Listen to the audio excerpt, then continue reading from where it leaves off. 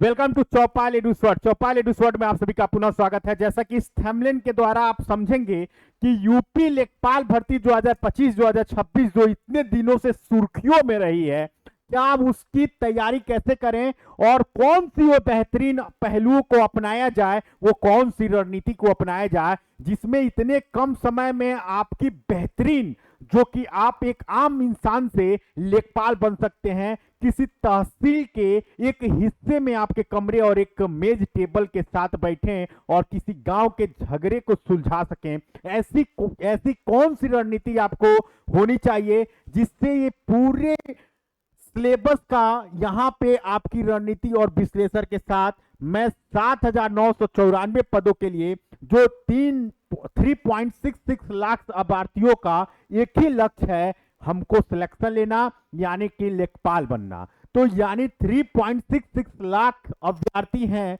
यानी मानिए कि ये सभी छात्रों का एक ही सपना है, एक ही लक्ष्य है, लेखपाल बनना। तो आखिर आप इतने भीड़ में से कैसे अव्वल होंगे, यानी कि कैसे आप चयन होंगे, फाइनल सिलेक्शन लेंगे, इसकी पूरी रणनीति और कैसे करें बेहतरीन तैयारी के साथ मैं लेके आया हूं वीडियो।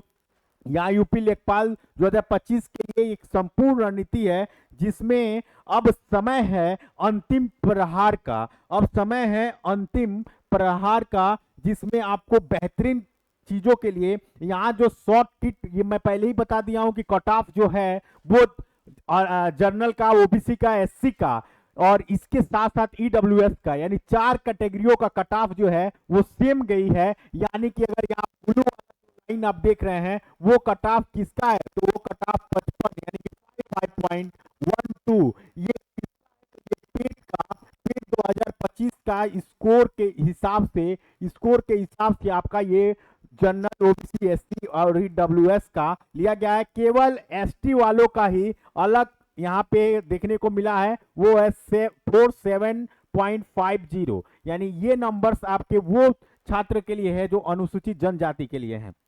नोट, महिला अभ्यर्थियों के लिए उनकी मूल श्रेणी की कट ऑफ ही मान्य होगी। अगर कोई ऐसी कैंडिडेट है जो फीमेल है, वो अगर ओबीसी में है तो ओबीसी की ही कट ऑफ को मान्य होगी, जनरल में है तो जनरल का ही कट ऑफ मान्य होगा, अगर एसटी में है तो एसटी का होगा, और एससी में है यानी कि अनुसूचित जाति में है तो अनुसूचित जाति में होगा, अनुसूचित जनजाति में है तो अनुसूचित जनजाति में होगा। तो ये चीजें आपको देखने को मिलेगी। फिर अब दूसरे स्लाइड पे अगर चलें तो यहाँ पे बात आती है कि कंपटीशन का एनालिसिस अगर किया जाए तो यहाँ पे एक सीट पे 46 स्टूडेंट का दावेदार है। अगर आप यहाँ खड़े हैं तो यहाँ आपके आसपास ऊपर नीचे दाएं बाएं जो संख्या दिख रही है ये 46 उम्मीदवार की दिख रही है। यानी अगर एक सीट पे बात किया जाए तो 46 स्टूडेंट हैं जो क्या कर रहे हैं, फाइट कर रहे हैं। यानी आपको अकेले आगे नहीं बढ़ना है, 46 स्टूडेंटों को जब तक आप पीछे नहीं करेंगे तब तक आप इस भर्ती के लिए एलिजिबल नहीं होंगे।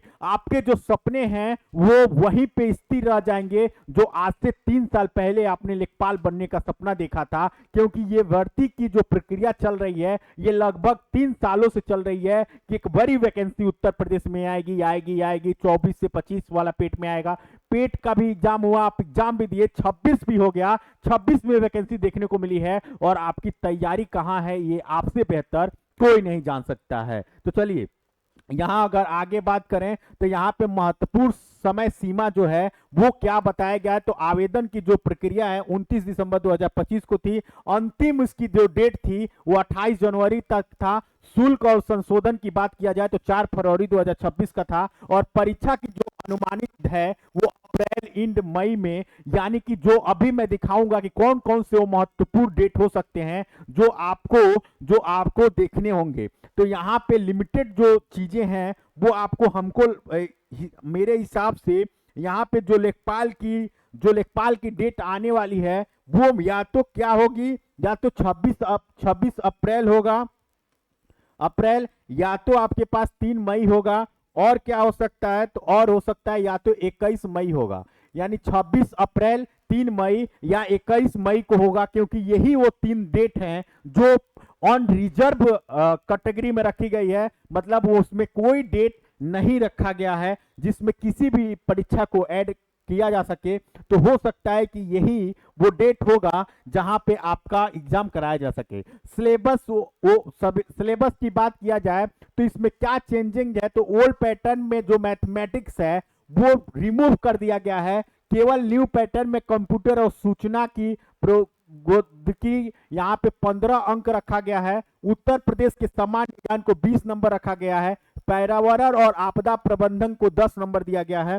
यहाँ गणित की जगह पे टेक्नोलॉजी और यूपी नॉलेज गेम चेंजर साबित होंगे। यानी अगर बात किया जाए मैथमेटिक्स का, तो जो मैथमेटिक्स के वजह से मैथमेटिक्स वाले कैंडिडेट बाजी मार ले जाते थे, वो इस बार कहीं ना कहीं कतार में पीछे होते हुए दिख रहे हैं। क्यों? क्योंकि मैथमेटिक्स रिमूव कर दिया गया है। इस बार का लेखपाल का जो गेम चेंजर जो साबित होगा वो आपका कौन सा होगा, तो यूपी का नॉलेज अगर आपके पास अधिक है तो इसका मतलब आप गेम चेंजर के साबित करेंगे। यूपी नॉलेज यानी उत्तर प्रदेश का जो सीरीज है वो हमारे राकेश सर के द्वारा इसी चैनल पे उत्तर प्रदेश स्पेशल जिला दर्शन सीरीज के नाम से चल रहा है। अगर आप बीपीएससी यानी कि बिहार की तैयारी कर रहे हैं किसी एग्जाम का, तो बिहार जिला दर्शन सीरीज चल रहा है, जिसमें बिहार में 38 राज्यों का एक एक राज्य करके पूरा विस्तार से पढ़ाया जा रहा है, वो भी 3D पीडीएफ के साथ, यानी पीपीटी के साथ। उसी तरह उत्तर प्रदेश के 72 जिलों का, यानी 18 मंडल में जो 75 जिले आते हैं, उस पूरे 75 जिलों का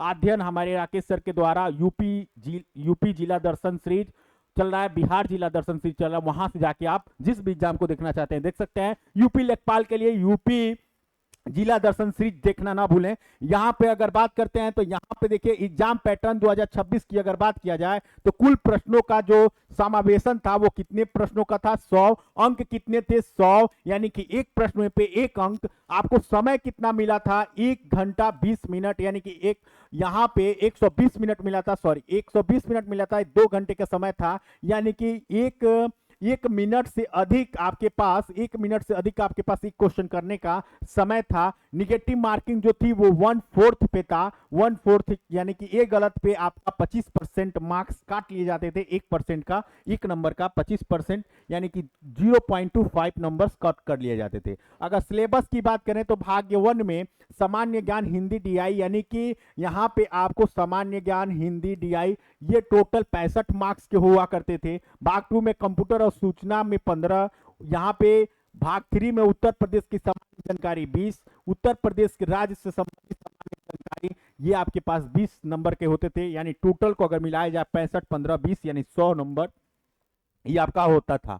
अब देखिए पार्ट 1 यानी कि जनरल नॉलेज की जो स्ट्रेटजी होनी चाहिए वो क्या होनी चाहिए, तो भाग 1 यानी सामान्य ज्ञान की रणनीति जो होना चाहिए, पूरे यहाँ पे ये देखेंगे कि डाटा पे 10 क्वेश्चन जो येलो कलर का है, अदर सब्जेक्ट का 25, इन्वायरमेंट का 15 और यहाँ पे जर्नल हिंदी का 10।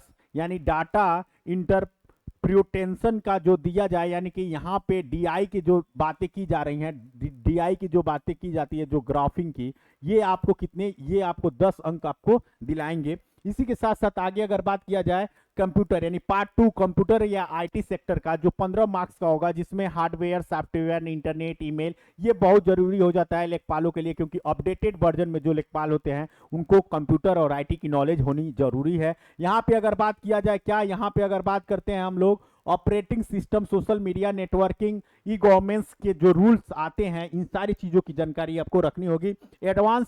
एडवांस टॉपिक के रूप में जो भी न्यू वर्जन आपके पास आ रहा है, इन सारे चीजों की, जैसे कि AI, big data, machine learning, IoT, ये केवल बेसिक नहीं, भविष्य में होने वाली जो भी इसका साइबर क्राइम जो भी चीजें हैं, जो इन सभी चीजों की जानकारी लेखपाल को रखनी होगी। उत्तर प्रदेश जनरल नॉलेज में अगर देखा जाए 20 नंबर, तो यहाँ पे भाग 3 के रूप में होगा उत्तर प्रदेश सामान्य ज्ञान जो कि 20 नंबर का होगा, जिसमें उत्तर प्रदेश का इतिहास, संस्कृति, कला और त्योहार पे रहेगा।